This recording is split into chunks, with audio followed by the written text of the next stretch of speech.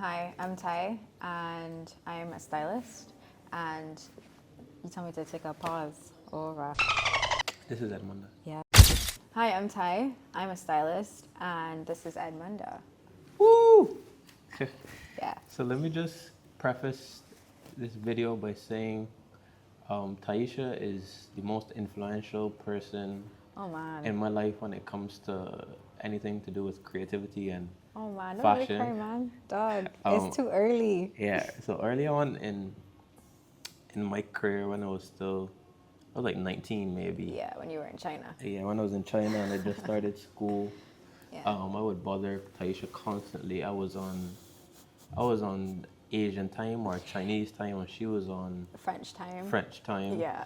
So we would end up speaking at strange hours in the night. Really, really random. Like, hey Raymar, like, look, I've sent you this thing. Please read it. Yeah. Yeah. So yeah, I just wanted to start this interview not interview, but this chat by just saying that for me, just so that everyone knows and you know as well, that the intention here is number one, I wanted to start these podcasts, and I intend to call them Celebrating Caribbean Creatives, which I guess is in line with a lot of things I have going on, and also a huge part of what the intention is behind Edmunda Haus, which is just kind of bridging the gap between creative and entrepreneurial communities. So yeah, I guess that's a pretty good preface. Yeah, we need more spaces like this for sure. Like, this is literally a conversation that I'm having all the time with like not just other creatives, but people who are creative spirits without actually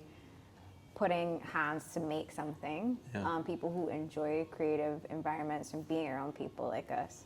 Yeah, we definitely need more spaces like this that are accessible, that we can enjoy one another's company and like bounce ideas off of each other and just talk. Because we don't be doing that much talking Yeah. these days. Everybody's kind of clamped up, so. Yeah, it's pretty fragmented to be honest. It feels that way. I mean, for me, I have, I would say many creative friends, but in general, I would always, run into one in the supermarket or another, at an event, whereas there's not really like one cohesive space For them to be. Yeah, for us to, in a sense, come together and I guess have a community. I mean, times before, it used to happen primarily at PM Splash. Where everybody would like come and be together. Yeah, that was one space where you could for sure meet like-minded individuals from all over the world, literally. From all over the world, not just creatives, but also creatives from a business perspective. I mean, like a lot of people who are influential or general managers of hotel chains and stuff like that used to swing through. People who were collectors of art and stuff like that also used to swing through. And I think in many ways that was where the basis of the community was in some instances. I think generally that would have been like around COVID, just before. Around then. Yeah. I think they had started it before. Rudy and I always have like this argument about how we knew each other. And he's like, I met you this time, and I'm like, no, I met you like this time because I know you went through a splash when I was at Drift. And I'm like, what are you even talking about? So it's been a long time because I think that might have been one of the summers or something like that I was still studying in France. Yeah.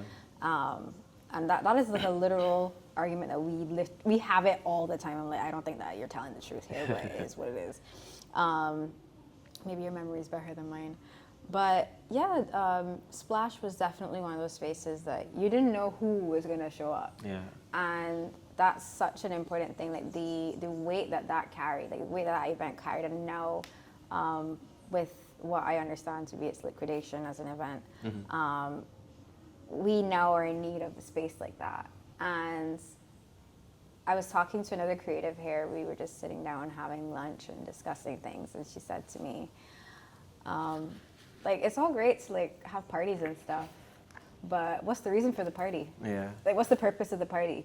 Because like, am I coming to party or am I coming to like stand up and talk to everybody because I haven't seen you? Yeah. So we need the third place for creatives, truly. And then is a party, the ideal place to do that? Yeah, no. Probably not. No. Probably not. Because then you're like, oh, hey, like, what are you doing? And you're like, oh, well, I'm working on this project. Everybody's around you like... Yeah, all screaming, in each other's ears. Yeah, not ideal not at all. So this is awesome. I can't wait to see what it turns into. Yeah, and I guess for those watching for the first time, I mean, everyone is watching for the first time because this is the first episode. But right now we're in the actual space that is becoming Edmunda Haus. Let me put it that way. And in the intention is for it to become a creative community, primarily as a co-working space, like day to day. But in general, the community aspect comes. Number one, in the form of parties on once a month. And then number two, in terms of hosting like social mixers, workshops, talks, and informative stuff like that. Maybe even things like movie nights, maybe, which could be quite interesting. Call me the chickadee. It's so funny to me. I think it's so cute. They're like, oh, you're the chickadee. I'm like, yeah. I don't want to correct them. I'm like, yeah, that's me. So I'm Ty, as I said to you guys earlier. I'm the chic addict. And I really, really am only doing another interview like this because Raymar asked, and it's Raymar. I have done so many of these interviews, like, oh, hey, who are you? Like, what do you do? Where did you study? Like, how did you get into this? But I can acknowledge the fact that there's some people who don't know what I do and they don't know who I am. And there actually are people from school that see me like, oh my God, what do you do? And I'm like, well, this is what I do. So yeah, I'm a stylist. I also dabble in costume design. So I want to say that I'm a costume designer, but for all intents and purposes, until I get my degree in that, I will not say that I'm a costume designer. I dabble in costume design for film, not for like carnival, just like for TV shows and films. Styling actually kind of, I don't want to say fell into my lap, but it was one of those things that it was like a aha moment. And people don't really understand what styling is. Styling is not dressing. Don't take these like Instagram videos like dressing versus like wearing versus styling. I mean, yeah, you're just fashioning it in the way that you like it for yourself. In a sense, she's calling that BS. Let's just like I'm just like that. You have your style, but styling is an art form. It takes a lot of research. It takes understanding, and what I can credit the general public for now is that they're doing a lot of research into things that they like, into different ideas and garment types and fabrics and textures and all of these different things that generally people just go into a store and say, oh, I like that, or that don't look good, or so, and this is across the world. This is not just Barbados. So a lot of people just go on Pinterest, they see something, they copy and paste it. But a lot of my favorite designers, they have to understand that when they're making clothes, they watch people as they go about their day. And for me, like styling is also functionality. There are different types of styling, of course. There's celebrity styling, there's personal styling for like, everyday clients. There's styling for editorial, there's styling for red carpet, there's styling for just corporate, there's all kinds of styling, any type of styling you can imagine that exists. And basically you just select which one you like the most. And the way that I got into it, I'm answering quite a few of these questions without you asking me. Yeah, no worries. But the way that I got into it, so I was studying in Paris. I actually did fashion marketing and communications at IFA. And after I did I was doing my third year and I started working. I was doing 2 jobs and studying, 3 jobs and studying. I was babysitting with a family that I really love. And then I was working at Another Stories, which is under the H&M group. So if you know H&M, COS stores, Arquette, Another Stories, and then I think there's like one other brand or 2 other brands underneath there. Can't remember right now. I used to work with them, and that would be like my weekend job. And then between like Monday to Friday, I'd be working at PR Consulting in Paris, which is a fashion PR company that was one of the most stressful jobs that I have ever had in life. One of the most stressful jobs I've ever had in life. And at that time I was like an intern, and I was just like running around scrunting with like big FedEx boxes. Like, oh, hey, you know, we've got to ship this to LA. We've got to send this to China. We've got to do this. We've got a request with 50 pieces from this stylist, and they're working for X magazine, and you need to send this for this shoot. And the order comes in at 4 o'clock. FedEx closes at 5. I've got to do a pro forma to send it into, I don't know, the US or something. And you're like, how am I going to do all this? So you've got like 6 interns like all working together trying to pack this box, and then all run it down to FedEx. Yeah. Madness. Like, I've never been more stressed in my life doing something than that, but it was really, really fulfilling. And even during fashion weeks, like I've gotten to work with some amazing brands. One of the most amazing shows, and I still think that they're really, really fantastic, Tom Brown, New York. Absolutely exceptional. Like the production behind that show is insane. I remember also doing Raf Simons' last show. And like another notable one that I had been to was Marine Serre, like a couple years back. And those were all like super fantastic. Like, I don't think that I have felt my body vibrate the way that I ever felt it vibrate when I was doing shows. So I knew that I liked production. And also being in that environment of fashion PR, I'm seeing a lot of the press clippings come in. So it's not just show notes, it is like music videos. Like we actually have to get the press for the client to show them that we're actually sending out the clothes, to make sure that people see it, that it has like street value and like paper value and stuff. So we're literally in there scanning magazines to like upload them into files and all kinds of things. And if you work in fashion PR, you'll figure this out. It's really, really tedious and really, really stressful. But I'm seeing all these things, and I'm seeing how other stylists are using these clothes. And obviously I'm in the showroom, I'm looking at this piece and I'm like, you use this, like this is so cool. And I mean, I've always been interested in dressing, but it gave me a different perspective as to what fashion was. And then you also get to see that celebrities don't always buy the clothes. Yeah. Right? So people are like, oh, you're buying all those clothes. No. Sometimes the PR is in-house for brands. And then sometimes the brands have both in-house and external. So that would have been like the independent PR firms that have connections, you know, all over. And then sometimes smaller brands just source a private PR company. So there were some designers, some from China, some from Japan. One of the brands that was from Japan, I think, was Facetas, and then that was like a super cool brand because like the clothes they were nothing that I would wear, but they were so outlandish and like big and like with all these textiles that I was like, oh my God, you work with this? It was super cool. So having a big wall, literally like a big wall full of magazines and press clippings and newspapers, I'm seeing all these things. I'm seeing the stylists come in, I'm seeing talent come in, and I'm like, I like this. I like this. I want to do it. And then I moved back to Barbados.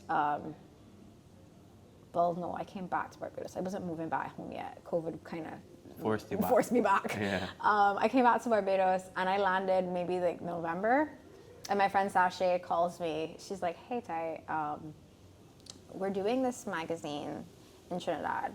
I want to know if you'll fly down to style for it.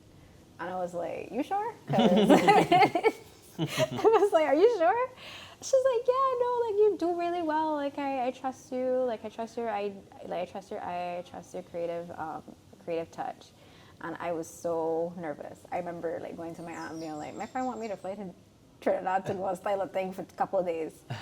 And like by the next week I was on a plane. Crazy. And it was super cool. And I've had so many instances of the next week I was on a plane, or the next week I was on a train. And that's just how life happens with this work. How you kind of get into it is you just want to.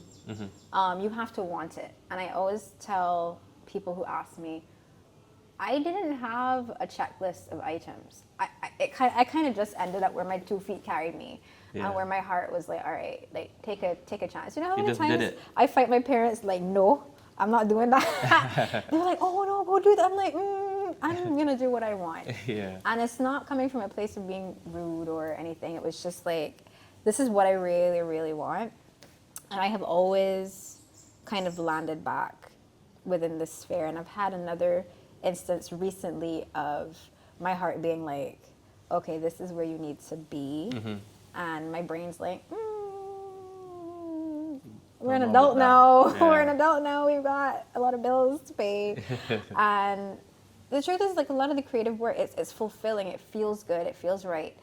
But you also get the challenges of, like, finance. Yeah, Like, there's that. I mean, it is a thing. that exists for everyone, to be honest. Oh, yeah. It's a challenge. It's a serious challenge. And I'll never say for any creative that is easy. But you kind of have to put your, like, 10 toes Down. in the dirt. Yeah. Up to your cows and be like, I'm not budging on this. And I've had a lot of people behind me who have also helped me to build my confidence in backing myself. Because when you're a stylist, like, it's you. Unless it's an agent, like, in between you and the next person, it's you. You gotta be like, yo.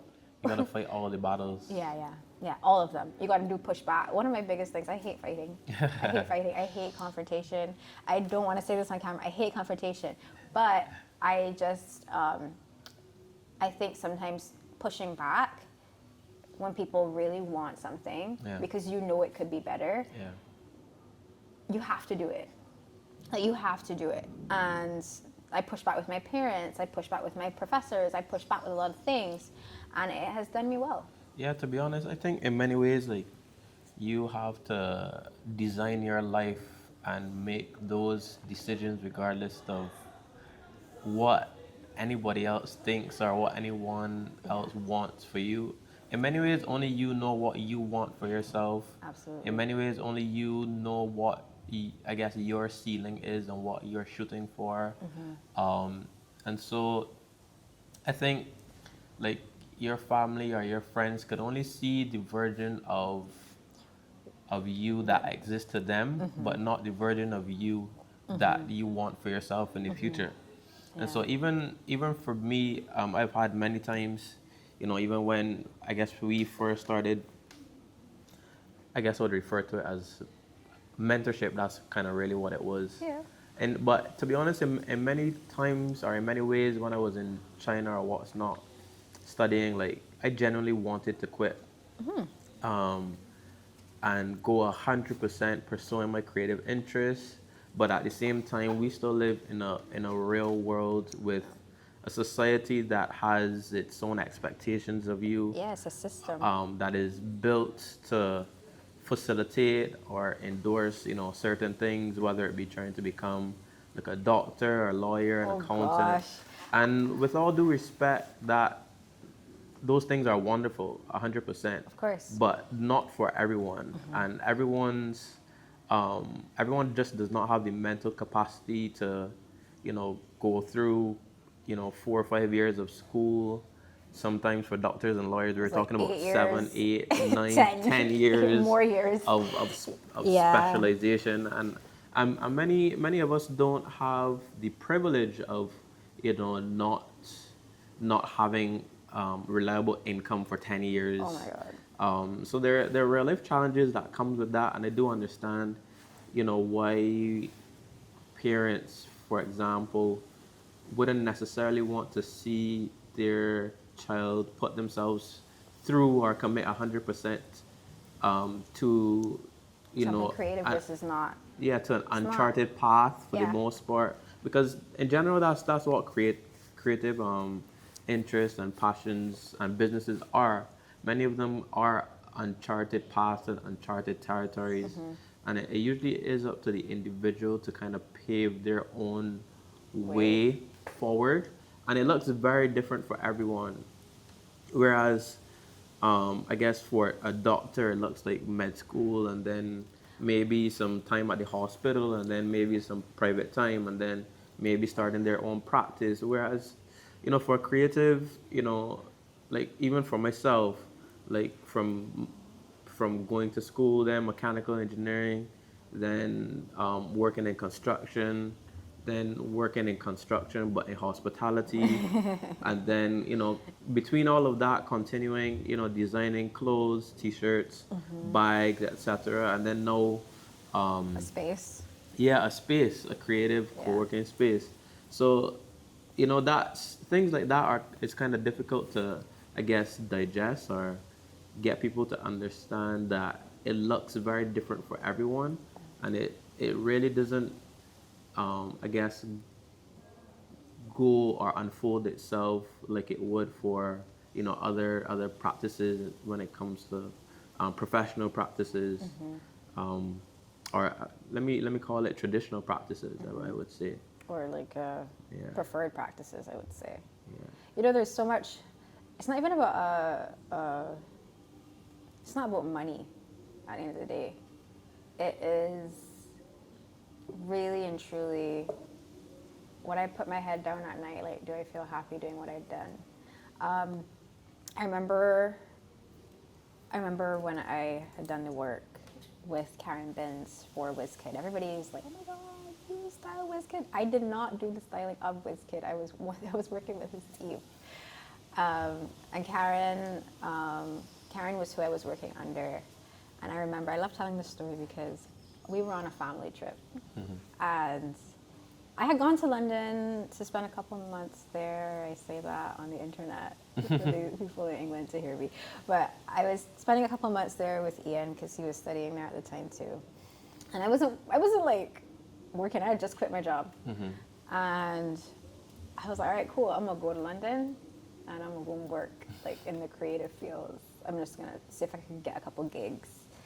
And I was seeing my friends, like, I was seeing Izzy. Izzy's a bassist. Like, I was seeing Sophie. Sophie was working at Vivienne Westwood, I think, at the time. And I was sending emails left, right, and center to all kinds of stylists. I think I had sent, like, an email to the Kai Collective team at the time, too, to see if I could work with them on any projects that they had, just in any capacity. I wasn't being picky. I was just like, hey, can we work together? Yeah.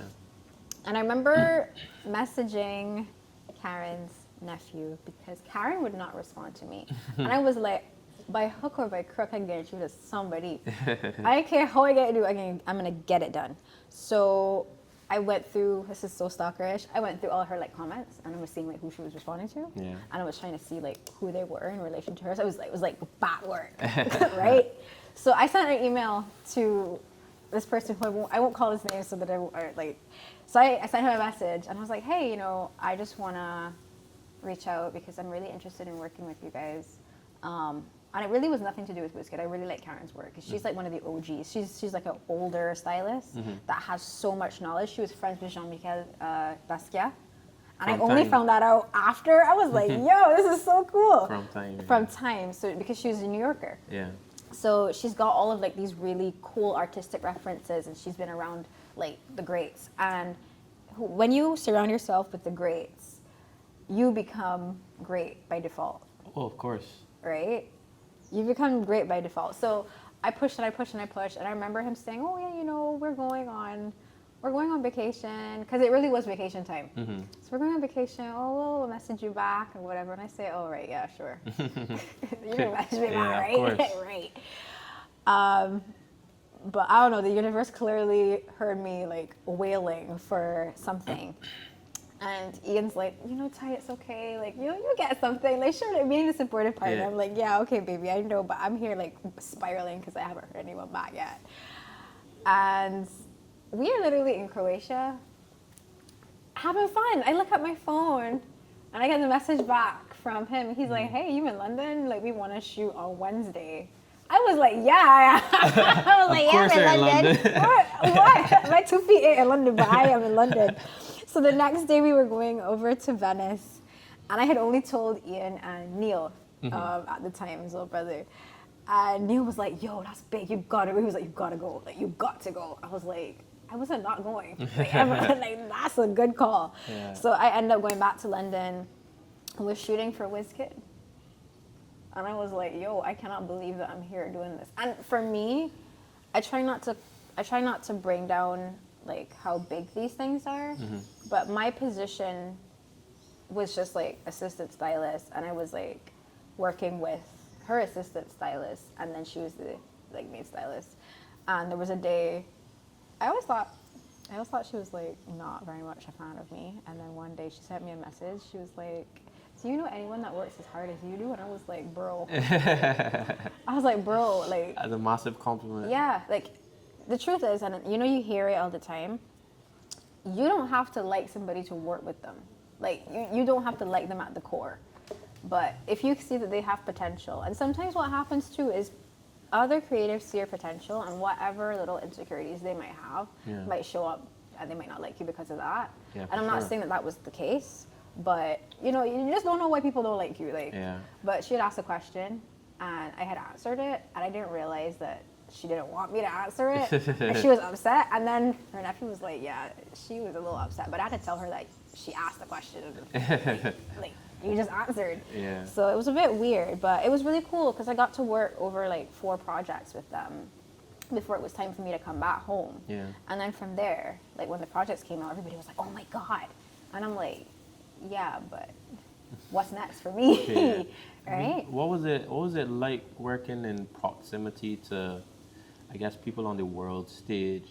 Like how did that manage to shift your perspective and for you to kind of figure out, or I guess in many ways narrow down, like who you wanted to become and how you wanted to do it? Well, you know, growing up as a person born in the Caribbean, we have a lot of luxuries that many other people aren't experiencing.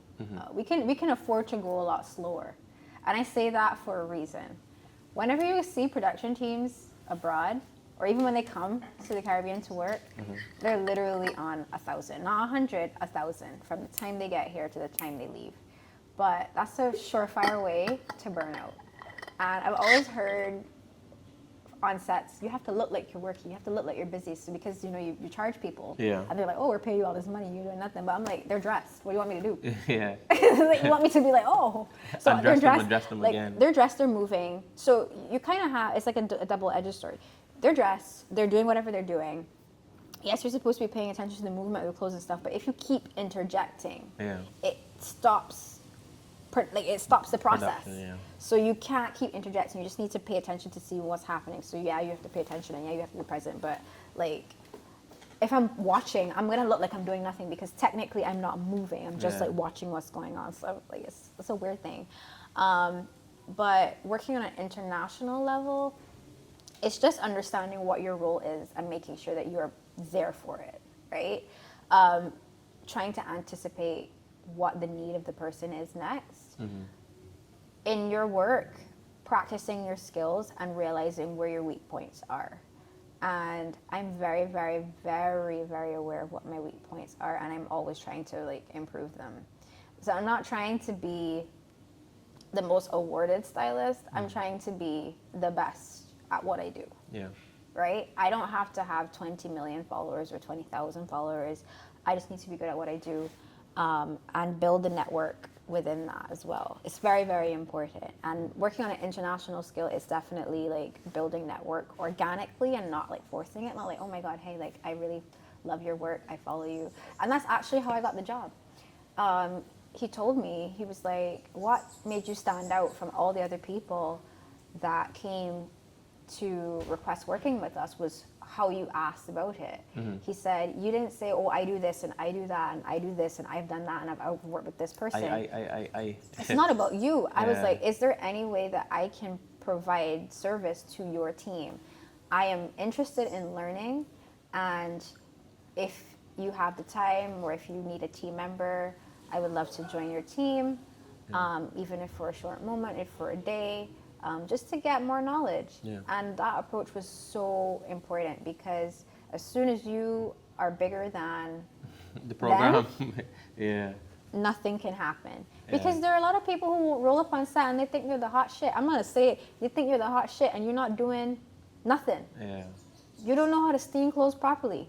You don't know how to snip threads. You don't know how to look at something on the inside and say, okay, this needs that. I understand the structure of this. This can't do that. Because then when people start asking you, oh, can we do this?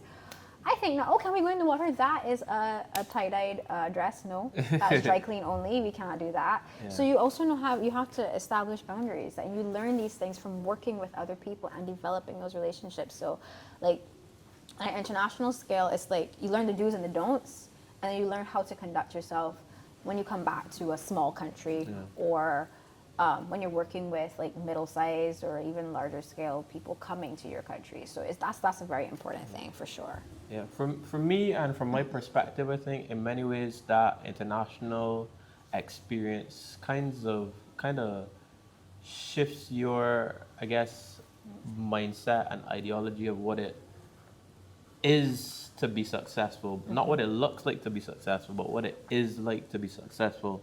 Yeah. And for me, my experience, especially when I was in China, and I was working as an intern for a fashion brand over there.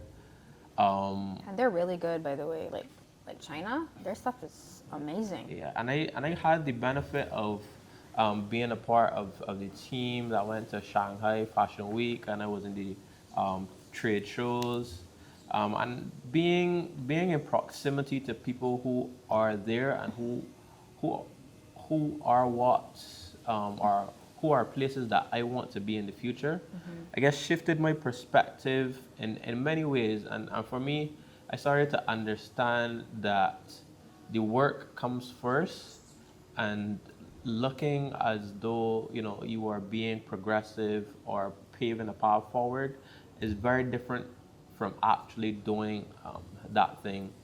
And I think in the region, or at least in Barbados, like appearances is important here. like appearances in like a small place like Barbados is very important. And for me, someone who has, in a sense, been almost all over the world, like there's a huge disconnect there. But I think it's also, I remember like one of my old classmates from Paris. He works, please forgive me if I'm wrong, Adrien, but I can't remember if you're still working there. He used to work for Marine Serre as the PR, I think. And I remember going to the same, like, Wiz had a party in Paris, so the team went over from London to Paris. And I remember seeing him in the party. He's like, "Oh my God, I haven't seen you in like blah, blah, blah." I'm like, "Yeah, I know, right?" He's like, "What are you doing here?" And I'm like, "Well, I am here with Wiz's team." And I think he was there with Naomi Campbell and Olivier Roustan because he had on like Balmain. And I think Adrien was somehow affiliated with Balmain through like his partner and other stuff. And it was just like, I was seeing like my roommate from Paris. I was like, "What are you doing here?" And she's like, "Girl," I'm like, oh, this is no matter how big you think the world is, communities are small. Right? And there's some people that when you get around them, like you realize, step carefully, like really step carefully. It's very, very important that you step carefully. But appearances here, super, super important. I can't stress that enough. But also working on the back end. Appearances also means how well you work, right? Because when I go on a set and I'm working with production teams, if they do not feel compelled to call me again, that's my bread and butter gone. Right? So everyone's like, "Oh my God, how do you manage to get these jobs?" Because I go and I work, right? I'm going to be transparent here. I am a complainer. I love to complain. So I might be like, "Oh God, these people don't understand that you can't do this and you can't do that." But I'm gonna make it happen anyway. I'm gonna explain, but I'm gonna be like, "Okay, we can't do this, we can't do that, but this is what's possible," and I'm gonna do it anyway. But definitely gonna complain to myself. What do you think are some of the misconceptions in your field in styling? That you look good all the time. We be looking pop down. Pop down. Like you just see, listen, my trainer, I love you. I have to lift bags so heavy. Like, I mean, you got to be walking upstairs. And I don't think people get this.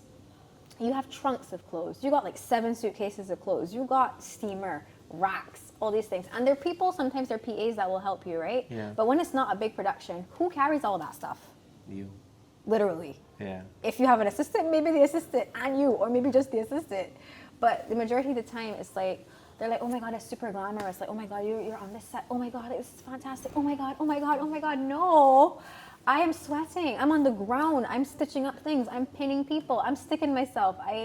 My hair look frazzled. I look popped down. I'm sweaty. Yeah. Right? I like to take pictures of myself on set before I start doing anything because, like, by the time I get halfway through the day, especially if it's here in Barbados, that you're sweaty. Yeah. And a lot of the nice clothes that people want to wear, like, do not be wearing them. Buy clothes that you can work in. And this is also my approach. I remember doing a bit for an event here, and the commentary was like, who's this boy that addressed these people because I can't understand something or the other. Yeah. And I was like, I don't argue with people who don't have my credentials. Yeah. You simply can't. Like, I cannot argue with you about something that you do not understand. Now, if you had a basic level of understanding, maybe, right? Yeah. But also, my styling is not so editorial or outlandish that it is, oh my God, what the hell? Yeah. Because there's some things that are like, okay, that makes sense, like, on photo. Yeah. But how are you gonna move in that? And I always ask this. This is another thing for me. If you're a designer, consider the fact that people have to move in the clothes that you make. Full stop. Point blank period. People need to be able to walk. People need to be able to dance. Lift their arm. People need to be able to lift their arm. I'm a woman. I don't have much boobs. I need to be able to shake a titty. I need to know that my clothes are not going to, like, fall apart. And trust me, as somebody who has all the equipment to make things stay, if your thing's not holding up. So you got to think about functionality. This is not just for women, it's for men too, right? For sure. What are the fabrics that are, like, necessary?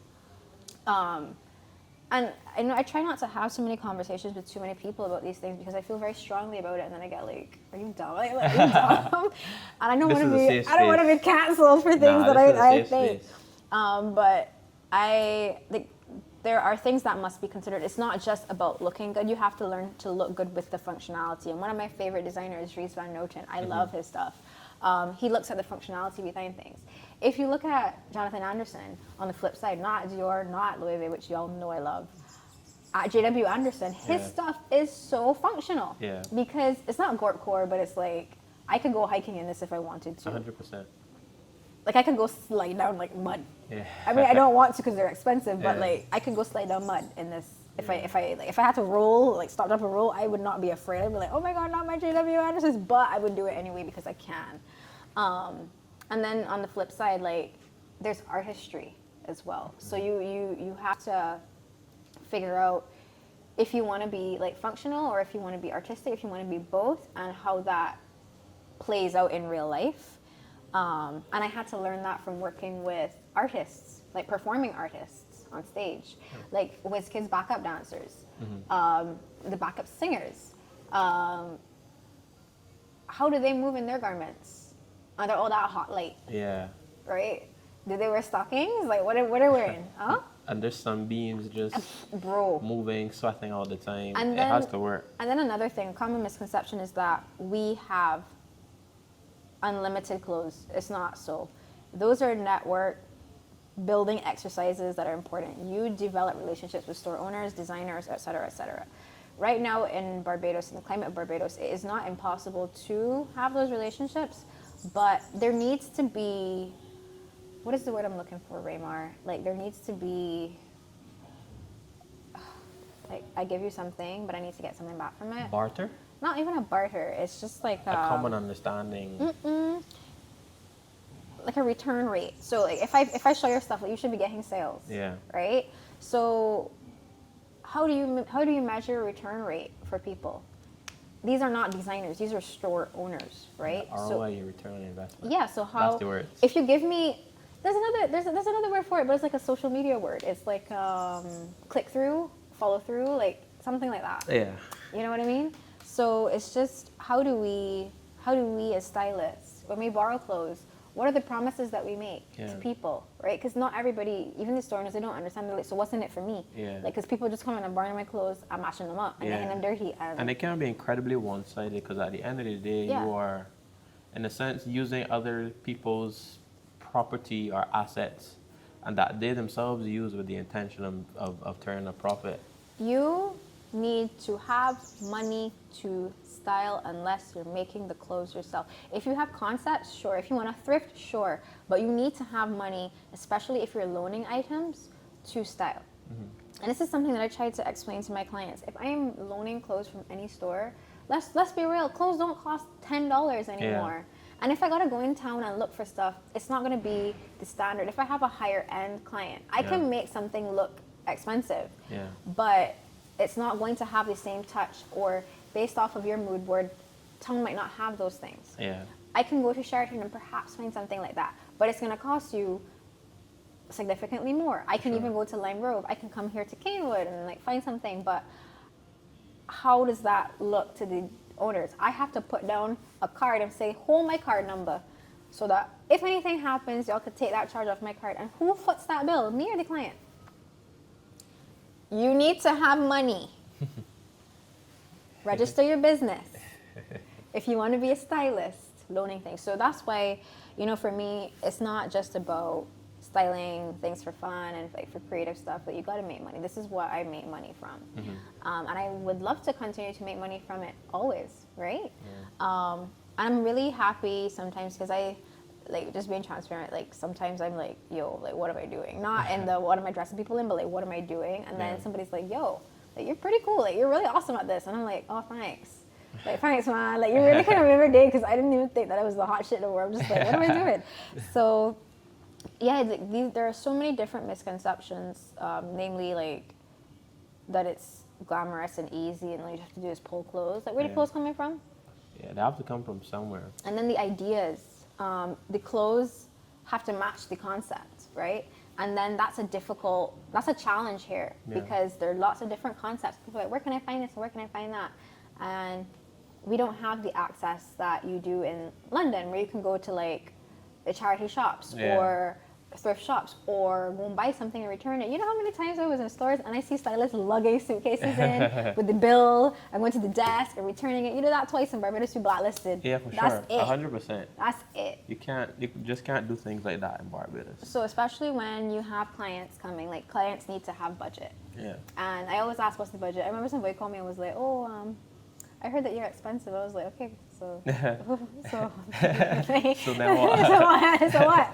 It's not even that I'm expensive. It's just that these are the things, and I give you an itemized invoice. Yeah. Like, it's not like I'm busting you for. Not that you're trying to be incredibly like opaque or not transparent, and you know. And then not only that, I have taxes to pay. Yeah, we all do. Like, and taxes are not. And I pay my own NAS, and I pay all these other things to keep me alive, and like health insurance. Oh my God, terrible. Especially in Barbados. But I mean, shifting the conversation a bit, what do you think are some opportunities Caribbean creatives overlook? In what way? I saw this question, but I was like, how do I see this? How do I form it in my mind? In many instances, the question is more so about what shortcomings there are globally, and how we can use the strengths in this region to kind of fill those gaps, but also to push the envelope regionally as well and be a bit more progressive. So this is generally for creatives? Yeah, oh my God, we have so many things. But unfortunately, like, even, and not even to start off with this, but our countries, especially like here in Barbados, like, it feels like you gotta fight the island to get anything done. Like, you gotta fight administration to get things done, like anything. And I remember coming back to Barbados and being like hot and sweaty trying to change things, and quickly realizing that it's so much more difficult because there's pushback, and there might be pushback for reasons unbeknownst to me. Yeah. But one of the challenges I would say that we overlook, opportunities that we overlook. Believe it or not, the thing that we hold in our hand all the time, you're scrolling all the time. You know, every single job that I have gotten, and you do this all the freaking time. You just be like cold emailing people. I cold email, because you don't know who's going to respond. Yeah. And then sometimes, like, taking a chance, not being nervous. Like, these are all opportunities. These are all like self And opportunities. just to interject, up to 2 weeks ago, I approached the Prime Minister of Barbados. Yeah, bro. And she replied? No, like she went. She was on the East Coast at a restaurant. I won't name it for obvious reasons, but and I saw her there. She didn't have security or an entourage or anything. You mad? What She the hell? she was there with her I guess friends or whatever the case may be. And I was like, not every day you run into the Prime Minister of a country with without a whole security detail or anything. So I went and I just struck up a conversation. I spoke to her, I guess about what I do, where I want to be, and she gave me a few contacts that I could reach out to. And obviously, she's an incredibly busy woman. But she was in the creative spaces before anything else. She was in entertainment. Yeah. She used to manage my dad's band. Really? Yeah. My grandmother always tells me that. She's like, Mia. Mia used to be here in front of your house door. I'm like, Mama, I don't need to know this. Like, I mean, it's good to know, but there's a reason why she connects with people so much. Is because she's been around the people. Like, she's dabbled in a lot of creative spaces and artistic spaces. Yeah, and in many ways, I guess we look up and we praise people for achieving certain things, but at the end of the day, we're all normal people. They're all human. They're all normal people with similar struggles, similar issues, similar, whatever the case may be. We all have to pay bills. We all got to go to the doctor. We all have to answer to the same God even. So it's like, take the risk. Start speaking to people. You never know who you're speaking to. You never know the people that they might know. You never know what in some instances they could do for you. And that's not to say, to build all of your relationships with some kind of end goal or whatever the case may be. But it's always good to get into the practice of speaking to people. Sometimes and being your friends put being you on memorable. better too. Like, sorry to cut you, but like there's sometimes where your friends are like, hey, like you could really do well here, and then they meet somebody or they know somebody and they put you on. Like, I've gotten so many jobs that way. I got a job, well, Speed was here in Barbados. Speed was all over the Caribbean, but the week before Speed was here, there was Max, so the career ladder. And I'd be getting all my calls out of Trinidad because really and truly, I always be down in Trinidad. Love Trinidad. But, like, I was at the airport, like, dealing with a client, and I get this call from Cameron. I'll show you who Cameron is later. She's like, hey, Ty, I got your number from Mouse. I just wanted to know if you had availability to deal with these people like tomorrow. I said, tomorrow? I was like, let me look at my calendar and call you back. I peep at my calendar, it's free. And Max is going to be here for 2 days. So he needs somebody to take him around. He needs somebody to like help him with the videos. And we did that. And it's literally just a friend saying, hey, like my friend does this. And she could probably do that. And like she works doing this and that and next third. But there's so much opportunity. Opportunity is also passed around. If you hold all the opportunities to yourself, or you say that there's nobody to do that, and there are people in this island who are guilty of saying that there's nobody else who can do something, do not do that. Because then there's no budget, or there's no faith in a place. You have no depleted whatever idea further from what some international people have of our islands. They're like, oh, well, nobody there does that. That's a lie. Yeah. Right? You got to find the right creatives to do the things that you need to get done. Yeah. But I mean, like, are there any other opportunities really? Like, you really got to go look for them. Because sometimes they're right in front of your face and you don't even know. A lot of creative funding, especially here on island, there are a lot of initiatives that are being set up right now. Yeah. I'm going to send you some that I know because right now off the top of the head, I can't remember what they're called, but funding. I'm pretty sure the Clara Lionel Foundation from Rihanna, they also fund a lot of creatives. So you just have to look and see like which foundations are funding people and like how you can get that assistance. Yeah. Because you can't say that people don't do nothing. Yeah. If you ain't looking for it. Agreed. I remember I learned that from school. secondary school, when I was looking for universities, I had scholarships and stuff, and everybody's like, oh my God, if I don't get a scholarship from the government. I'm like, y'all know that schools be giving out scholarships themselves. Y'all know that countries be giving out scholarships themselves. You know, but like, China's been giving out scholarships. Japan's been giving out scholarships. Brazil's been giving out scholarships. Like, why aren't y'all looking? You're too lazy. I mean, that's y'all how I too went lazy. to school. Yeah, too lazy. It's just laziness, right? Yeah. So it's like, you can't want it if you're not looking to do everything possible to do it. Yeah, everything in your power. As somebody who wants it worse than you, then go get it. Yeah. And you can be like, oh my God, why me? Why not me? Because you didn't want it hard enough or bad enough. You gotta go for it. Yeah, agreed. So you gotta make, like, while there are opportunities out there to be grabbed, you gotta make opportunities for yourself. Yeah. And in that same sense too, I think because the creative industries in Barbados or in this region aren't as developed, we kind of have to invent our own opportunities, or at least position ourselves in a place that would allow people to see how we can become useful to them, to their organization, to their project, etc. I mean, right now I'm having conversations with a newer drink brand about how I could integrate them into this space and develop their story along with mine, but also along with another artist. So these are things where these are the blue and orange one. Yeah, these are things that are possible, but you just have to open your mind in a sense to what possibility is, because it might not look like it looks on YouTube. It might not look like what the internet tells you to, but it might be so unique to your space and your environment that it is incredibly valuable, and in a sense, not many other people could offer that as, a service or a product. So I think to just touch on that, I think that's one of the biggest things we in this region can do, is to keep our eyes and ears open to the entire realm of possibility, but not necessarily be so strict on how it might unfold, because only God knows how it might We're unfold. quite rigid, especially being born in the Caribbean with all the rules and regulations. That's a much deeper conversation, but we're quite rigid in the way that we do things. Like, we think that, and the way that my brain operates is because I grew up with that kind of like schooling. It's like, you must follow this in a linear fashion, and my brain's like, we don't like that. We like chaos in a way, like not chaos, but like we like going off route. So sometimes like people will say, you're going the roundabout way of doing this. I'm like, this is just how my brain's working, okay? I'm sorry. Like, this is how my brain told me to do it. And I will acknowledge the way that might be a little bit simpler and easier, but there might be a reason why my brain is telling me to do it this way.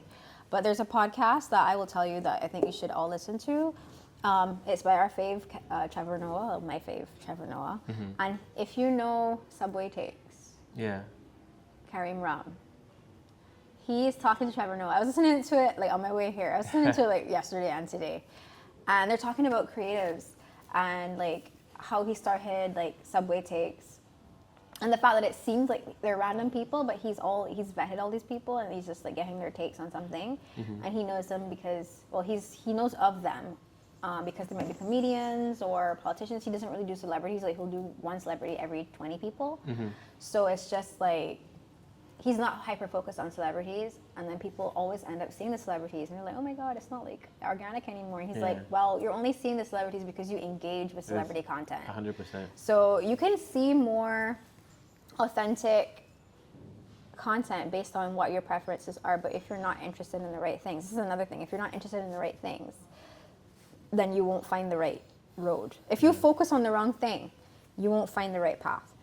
So you got to know what works for you, what you prefer, what you want to be. If you have a goal and you have a finish line, you got to know where it is and how you can get there. So, you have another question for me? What was the last question? No, that was the last question. We are just about done. But let me just finish by just saying thank you so much, Tiyesha, for being so involved in my creative endeavors. And at many times, I've been so deeply appreciative of all the time that I've taken from you. I still have those like slides, the very first set of slides that I had later on my laptop. I'm like, I can't delete these. I still have them as well. And all the energy that you've poured into, not just myself, but many of our mutual friends and creatives and stuff like that. So yeah, thank Yeah. you. Thank you for being a part of this first episode. Yeah, And no I'll problem. probably interview her again. Probably. Oh. He definitely hit in my line again, like, yo, can you come through? Yeah. Yeah. But But you gotta yeah. show up. You know, this is the only way we make it work, to show up. And showing up is not always easy, but you got to. You got to. So you make a mark. Yeah. Thank you. Yeah, you're welcome. Thank you. But yeah, that's it.